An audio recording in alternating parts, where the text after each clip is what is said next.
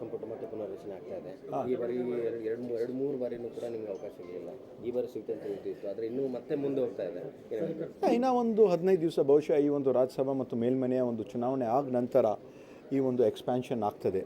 ಏನು ಬಹುಶಃ ಮೊದಲನೇ ಒಂದು ಹಂತದಲ್ಲಿ ಮಾನ್ಯ ಮುಖ್ಯಮಂತ್ರಿಯವರು ಉಪಮುಖ್ಯಮಂತ್ರಿಯವರು ಸೇರಿ 12 ಜನ ಒಂದು ಪ್ರಮಾಣ ವಚನವನ್ನು ಸ್ವೀಕಾರವನ್ನು ಮಾಡಿದ್ದಾರೆ. ಇನ್ನು 20 ಜನ ಆಯ್ಕೆ ಆಗ್ತಕ್ಕಂಥ ಒಂದು ಅವಕಾಶ ಇದೆ. ಅದರಲ್ಲಿ ನಮಗೆ ಒಂದು ಅವಕಾಶ ಖಂಡಿತವಾಗಿ ಕೊಡ್ತಾರಂಥ ಒಂದು ವಿಶ್ವಾಸ ಇದೆ. ಪ್ರತಿ ಬಾರಿ ಕೂಡ ಸರ್ಕಾರ ಬಂದಂಥ ಸಂದರ್ಭದಲ್ಲಿ ಮೆಸೇಜ್ ಕೊಡ್ತಾರೆ, ಅದಾದಮೇಲೆ ಲಾಸ್ಟ್ ಮೂಮೆಂಟಲ್ಲಿ ಕೈ ಬಿಡ್ತಿರ್ತಾರೆ. ಆದರೆ ಈ ಬಾರಿ ಆ ಥರ ಆಗಲ್ಲ. ಈ ಬಾರಿ ಖಂಡಿತವಾಗಿ ಒಂದು ಅವಕಾಶ ಸಿಗ್ತದೆ ಅಂತ ಒಂದು ವಿಶ್ವಾಸ ಇದೆ. ಈ ಬಾರಿ ಖಂಡಿತವಾಗಿ ನಮಗೆ ಒಂದು ಅವಕಾಶ ಕೊಡ್ತಾರೆ ಅಂತ ಇದೆ. ಪ್ರತಿ ಬಾರಿಯೂ ಕೂಡ ಇದೇ ರೀತಿ ಮಾಡ್ತಾರೆ. ವರಿಷ್ಠರು ಯಾರಾದರೂ ಭರವಸೆ ಕೊಟ್ಟಿದ್ದಾರೆ ಸರ್ ಈ ಬಾರಿ ಅದ್ರ ಮತ್ತೆ?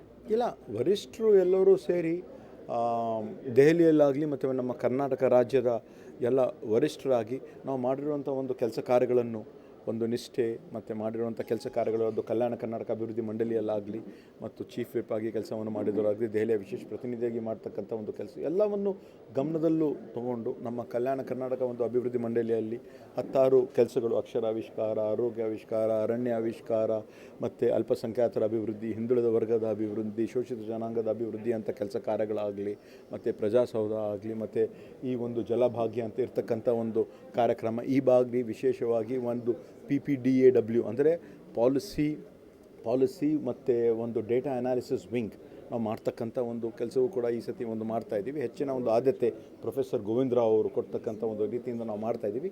ಎಲ್ಲವನ್ನು ಪ್ರತಿಯೊಂದು ನಮ್ಮ ಪಕ್ಷದಲ್ಲಿ ಇರ್ತಕ್ಕಂಥ ಹೈಕಮಾಂಡ್ ಮತ್ತು ಕರ್ನಾಟಕ ರಾಜ್ಯದಲ್ಲಿರ್ತಕ್ಕಂಥ ಎಲ್ಲ ವರಿಷ್ಠರು ಪ್ರತಿಯೊಂದು ಇಲಾಖೆಯಲ್ಲಿ ಪ್ರತಿಯೊಂದು ಬೋರ್ಡಲ್ಲಿ ಯಾವ ಒಂದು ರೀತಿಯಿಂದ ಕೆಲಸ ಮಾಡ್ತಾ ಇದ್ದಾರೆ ಅಂತ ಕಳೆದ 3 ವರ್ಷದಿಂದ ಎಲ್ಲ ನೋಡಿದ್ದಾರೆ. ಎಲ್ಲವನ್ನೂ ಗಣನೆಯಲ್ಲಿ ತೊಗೊಂಡು ಮತ್ತು ಗಮನದಲ್ಲಿಟ್ಕೊಂಡು ನಮಗೆ ಅವಕಾಶ ಕೊಡ್ತಾರಂತ ಒಂದು ಸಂಪೂರ್ಣವಾದ ಒಂದು ವಿಶ್ವಾಸ ಇದೆ. ಇಬ್ಬರನ್ನ ಮಂತ್ರಿ ಕೊಟ್ಟಿದ್ದಾರೆ ಸರ್ ನಮ್ಮ ಜಿಲ್ಲೆಯಿಂದಲೇ, ಇನ್ನೊಬ್ಬರು ಮಂತ್ರಿ ಕೊಡ್ತಾರೆ. ನಮ್ಮಲ್ಲಿ ಕಲಬುರಗಿ ಅಂದರೆ ಹೆಡ್ ಕ್ವಾರ್ಟರ್ ಇದೆ. ಇವತ್ತು ಇಡೀ ಕಲ್ಯಾಣ ಕರ್ನಾಟಕ ಭಾಗದಲ್ಲಿರ್ತಕ್ಕಂಥ 7 ಜಿಲ್ಲೆ ಸುಮಾರು 1,12,00,000 ಜನಸಂಖ್ಯೆ ಏನಿದೆ, ಹೆಡ್ ಕ್ವಾರ್ಟರ್ ಎಲ್ಲಿದೆ ಅಂದರೆ ಕಲಬುರಗಿಯಲ್ಲಿದೆ. ಹಿಂದೆ ಇರ್ತಕ್ಕಂಥ ಒಂದು ಉದಾಹರಣೆ ಇದೆ. 6 ಜನ ಇಲ್ಲಿ ಇರ್ತಕ್ಕಂಥ ಮಂತ್ರಿ ಆಗಿದ್ದಾರೆ. ಆಗ ಮಲ್ಲಿಕಾರ್ಜುನ್ ಖರ್ಗೆ ಸಾಹೇಬರು, ದಿವಂಗತ ಧರಮ್ ಸಿಂಗ್ ಸಾಹೇಬರು, ದಿವಂಗತ ಕಮರುಲ್ ಇಸ್ಲಾಂ ಅವರು, ಬಾಬುರಾವ್ ಚಿಂಚನ್ಸೂರು, ಮಾಲಿಕ್ಯ ಗುತ್ತಿದಾರ್ ಅವರು, ಆ ಥರ 6 ಜನ ಎಲ್ಲರೂ ಕೂಡ ಡಾಕ್ಟರ್ ಮಲಕ್ ರೆಡ್ಡಿ ಅವರು ಕೂಡ ಒಂದೇ ಸತಿ 6 ಜನ ಆಗಿದ್ದಾರೆ. ತೋ 3 ಜನ ಕೊಡಬೇಕಂದ್ರೆ ಏನು ತಪ್ಪೇನಿಲ್ಲ, ಮತ್ತು ಬಹುಶಃ ಯಾರ್ದು ಏನು ಅಭ್ಯಂತರ ಇರಲ್ಲ ಅಂತ ಅನಿಸ್ತದೆ. ಈಗ ದಿವಂಗತ ಧರ್ಮ್ ಸಿಂಗ್ ಅವರು ಪಕ್ಷದ ಶಿಸ್ತಿನ ಸಿಪಾಯಿಯಾಗಿ ಕೆಲಸ ಮಾಡಿದ್ರು, ನಾವು ಕೂಡ ಶಿಸ್ತಿನ ಸಿಪಾಯಿ ಅಂತ ಕೆಲಸ ಮಾಡಿ 3 ಬಾರಿ ಎಲೆಕ್ಷನಲ್ಲಿ ಗೆದ್ದಿದ್ದೇವೆ. ಕಾಂಗ್ರೆಸ್ ಪಕ್ಷ ಯಾಕೆ ಮೊದಲನೇ ಟರ್ಮ್ನಲ್ಲಿ ನಿಮಗೆ ನಿಶ್ಚಿತಿ ಕೊಡಲಿಲ್ಲ ಅಂತ? ಈಗ ನಮ್ಮ ತಂದೆಯವರು ಕೂಡ 1969ರಲ್ಲಿ ಏನು ಅವರು ಒಬ್ಬ ಕಾರ್ಪೊರೇಟರ್ ಆಗಿ ಇಂಡಿಪೆಂಡೆಂಟ್ ಕಾರ್ಪೊರೇಟರ್ ಆಗಿ ಕಾಂಗ್ರೆಸ್ ಪಕ್ಷವನ್ನು ಸೇರಿದರು. ಅದ ನಂತರ ಇವಾಗ 2026 ಅಂದರೆ 57 ವರ್ಷ ಆಗಿದೆ. ನಾನು ನನ್ನ ಯುವ ಕಾಂಗ್ರೆಸ್ ಪ್ರಧಾನ ಕಾರ್ಯದರ್ಶಿಗಳಿಗೆ ಸೇರ್ಪಡೆಯಾಗಿ ಈಗಾಗಲೇ ಸುಮಾರು ಒಂದು 27 ವರ್ಷ ಆಗಿದೆ. ನಾವು ಒಬ್ಬ ಶಿಸ್ತಿನ ಸಿಪಾಯಿಯಾಗಿ ನಮಗೆ ಮುಖ್ಯ ಇದ್ದಿದ್ದು ನಮ್ಮ ಪಕ್ಷ.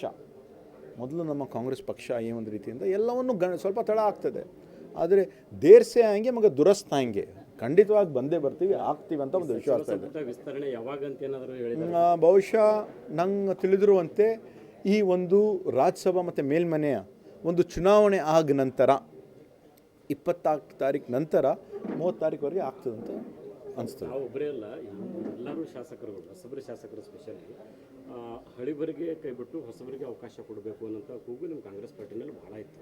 ಆ ಕೂಗಿಗಿನ್ನೂ ಬೆಲೆ ಸಿಗಲಿಲ್ಲ ಅಂತ ಅನಿಸ್ತದೆ. ಇಲ್ಲ, ಇನ್ನೂ 20 ಜನ ಮಾಡೋರಿದ್ದಾರಲ್ಲ, ಹೊಸಬರಿಗೆ ಆಗುತ್ತೆ ಅಂತೀರಾ? ಹೊಸೊಬ್ಬರು ನಮ್ಮ ನಾಯಕರಾಗಿರುವಂಥ ರಾಹುಲ್ ಗಾಂಧಿ ಅವರು ಹೇಳಿದ್ದಾರೆ, we will give opportunity to new faces, we are going to give more prominence to youngsters ಅಂತ ಅವ್ರು ಹೇಳಿದ್ದಾರೆ.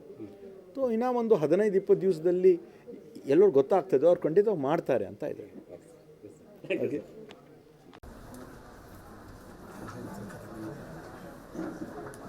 ಈಗ ಏನು ಇದು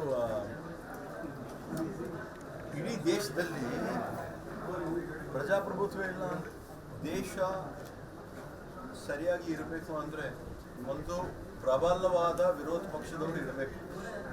ನಾವು ಒಪ್ಕೊಳ್ತಿರಲ್ಲ, ಎಂಥ ಒಂದು ಸಂದರ್ಭ ಇದ್ದಾಗಲೂ ಕೂಡ ಒಂದು JP ಮೂವ್ಮೆಂಟ್ ಆಯಿತು. ಆದರೆ ಇವತ್ತಿನ ಇಡೀ ವಿರೋಧ ಪಕ್ಷದವರು ಮೂಲೆಗುಂಪು ಮಾಡ್ತಕ್ಕಂಥ ಒಂದು ಪ್ರಯತ್ನ ನಡೆದಿದೆ. ದೇಶದ ಪ್ರಧಾನಮಂತ್ರಿಯಾಗಿ 12 ವರ್ಷ ಕಾರ್ಯನಿರ್ವಹಿಸಿದ್ದಾರೆ.